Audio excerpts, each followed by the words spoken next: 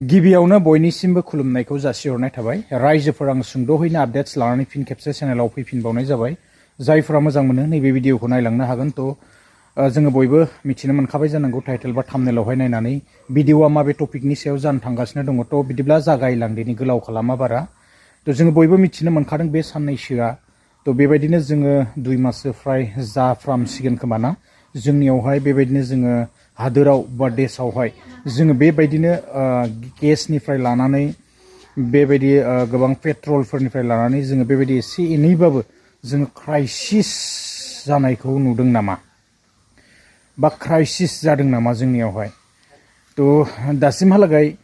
जोङो बेबायदिनो गोबांथार भिडिअसफोर जोङो नुनो मोनबाय आरो जायगा जायगा बेबायदिनो खारग्लुं खारसि बायदिसिना गेस गैया माबा गैया जोङो खोनानो मोन्दों गोबांथार एलपिजिनि गोबां माने बेबायदि आंखाल जानायफोरखौ जोङो मिथिनो मोन्दों दा आंखाला जाहैबाय जोंहा फारसेथिं जुद्ध बेबायदिनो इराननिफ्राय लानानै आमेरिका इजराइल बेबायदि जोङो जुद्ध जाबाय थानायखौ जोङो मिथिनो मोन्दों बे जुद्धनि जाहोनावनो बेबायदि गेसफोरा खम जादों ना ब्लेकआवसो फाननानै बेबायदि माने आंखाल जादों दा बेखौ जोङो मिथिला दा जोङो मिथिनाय बायदिब्ला जुद्धनि थाखायनो निस्सय बेबायदिया जादोंबो जानो हागौ आरो गेसाहाय माने दामा बारायनायखौ जोङो मिथिनो मोन्दों आरोना दा जोङो एसे धरना बेबायदि दावराव दावसि जानाय जोङो नुनो मोन्दों तो आं एसे भिडिअ क्लिप्सखौ लागायनानै होनि ओरैहाय जोंनि माने साइडआवनो आरोना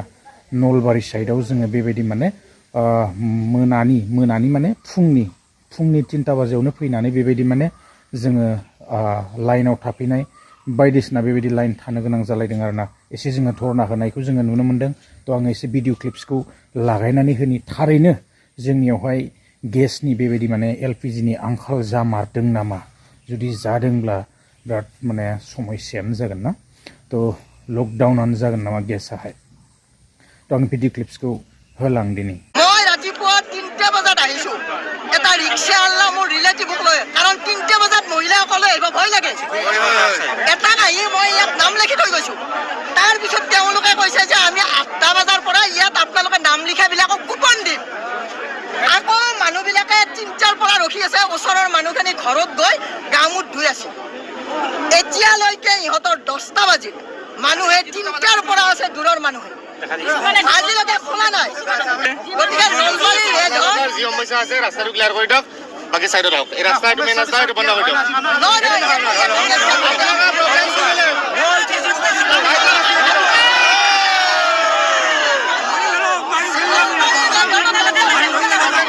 কি বিপদ আছে আমাৰ জানে না 3টা বজাৰ পৰা ৰখি আছে এই গুন্ডা